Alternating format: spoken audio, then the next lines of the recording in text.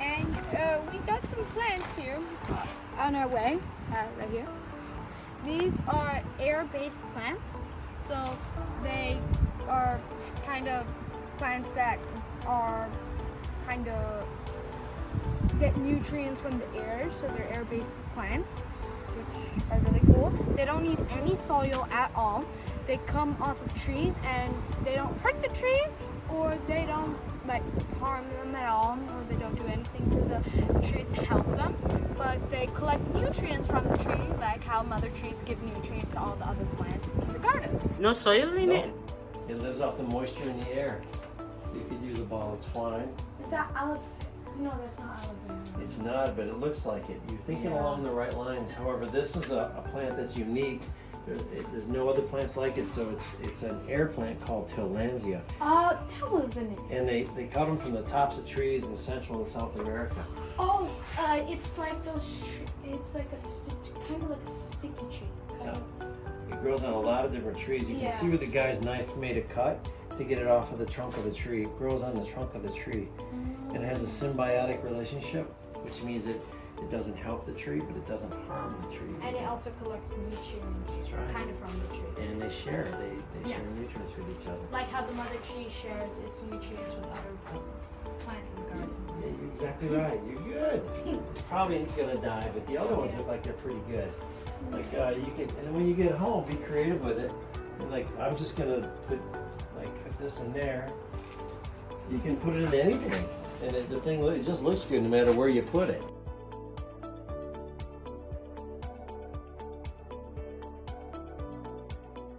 Like tomatoes? I don't like eating them. No. How about you like peas, sweet peas, or? I don't like any vegetables. No vegetables. See, we have berries, but they're not ripe yet. But I bet you'd like berries, huh? They're starting to get ripe. You see the red ones up there? So when they turn black, they'll be ready to go right now. Blackberries. You got it. And then these over here are blueberries, but you can see they're kind of green right now. There's one. You can take that one. You've got one. There's one blueberry. The rest are just, they need more sunlight. But that's a ripe blueberry. Open your mouth. Open. Sweet. It's a blueberry. That's the only fruit we have in here. Otherwise, it's a vegetable and herb garden. Not asparagus. Do you like asparagus? Try it. It tastes like a vegetable. You might not like it. Tastes like a vegetable. Yeah, it's got a funny taste. It's not everybody's thing. But that's asparagus right over here. So when they look like that, they're ready to pick. And then you just eat it.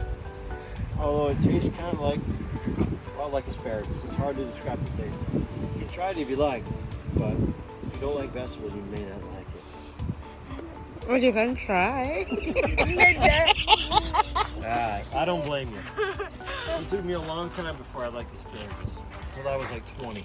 Oh. So it took a long time. She likes vegetables. So there's hope you like vegetables? There's still hope, yeah. You might. I stopped liking vegetables at a very young age. Oh, let's go see if we have some strawberries down here for you too. Oh, strawberries here, but the deer got in and ate most of them last week. Wait, there's a deer. They come down from both sides and they eat good. But everywhere you see a flower, there's going to be a strawberry. If you look inside, you might be able to find a red one. Almost, but not quite. I found one right here. You can pick it and eat it. Yeah, I think that's right. You can wash it off in the sink in the shed up there. Ooh. Well, that one's not quite ripe yet. Yeah. That one you had over there was the deer know which ones are ripe too. Oh, hey. They have good noses. It also helps them to find fruits that are ripe. There you go. That one's pretty ripe. You can take that and wash it off in the shed, and I think you'll get a good idea what that strawberry, ripe strawberry tastes like. Oh, that was too ripe. This feels like our garden. I know. It's a full-on garden. We're growing it to show people what they can grow in the valley here. And we give away a lot of our vegetables to homeless shelters and At our school, we also have a garden. We grow asparagus too, tomatoes, strawberries, and so a lot of more. I forgot the other ones. Right But on. we grow a lot of fruits and vegetables there. And and we also grow oranges. Wow, everybody likes oranges. I love oranges. We do have one orange tree way on the other side of our campus over there. But I think they ate all the tall ones. All the ones down low have been picked. Now they have other ones up high. Want to go wash that off and eat it? Oh, sure. There's a sink in up here with cold water. You just rinse it off and eat it. What school do you go to? Guess. Let me guess. You go to freshman in high school? No. No? Are you at middle school? I'm in the middle, but no. No. So close. Let's see. I know you're not at Mill Valley Middle School. I would probably know you because I had a daughter there. So I don't know where, let me guess. I don't know my middle schools too well. You go to the one over here in San Rafael, that middle school. Forget the name of it. It's where we play basketball. In middle school. I forget. Is that where you go? No, not there. Gosh, I have no idea. What middle school you go to? Miller Creek. Never would have guessed that. Miller Creek Middle School. Now, some middle schools have grades 6, 7, and 8. Yeah, 6, 7, and 9. Yeah. Kent Middle School just down the road is 5, 6, 7, 8. Wow. So they do theirs a little different. So 5th is technically middle school. Yep. But for you, it was elementary school. That's what Yeah. that's elementary school. My friend is, hers is 5th to 6th. Well, no. 1st, 2nd, 3rd, all the way. The elementary is up to 6th, and then the rest is Oh yeah. middle school. Every school does it different. Yeah. Well, that's cool. Is this your first time coming to Marin Garden Center? No. The Rose Garden. Where do we find the Rose Garden? Santa Selma. So if you like plants, you can go to Santa Selma because there are a lot of beautiful plants, like the Californian poppy, and so much more.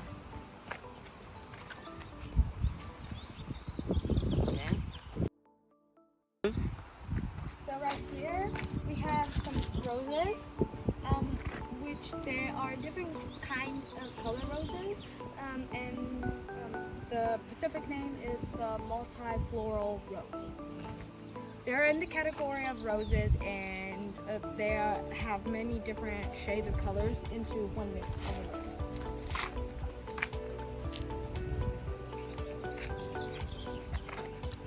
And right here you can see the multifloral rose.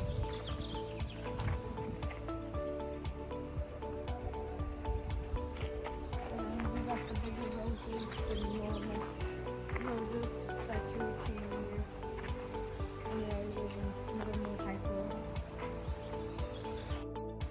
They're pretty, and we learned a lot about them, like about how they reproduce and in the reproduction of plants and stuff, which is really cool. And there's kind of like a genetics, which I really liked about them. So there's different types of genes in roses, which kind of change the colors or the variations of the plant. So, yeah. Which they also get pollinated in the spring from like bees or flies, because they collect pollen from other plants, which fertilizes the other plant's sperm area. That was good.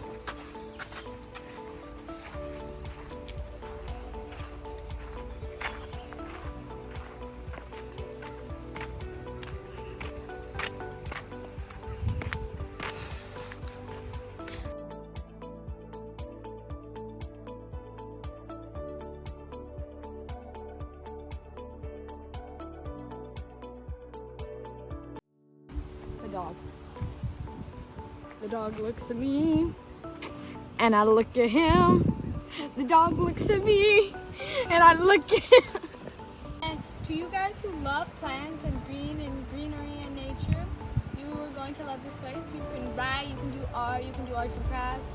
A lot of beautiful greenery. You'll find a lot of interesting plants, and over there you sit. And there's a nice seating area over here.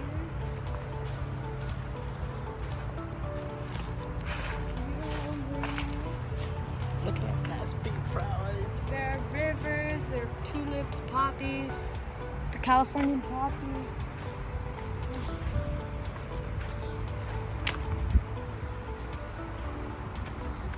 You can find many interesting plants over here.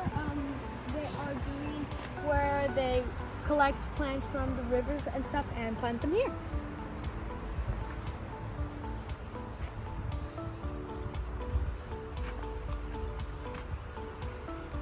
The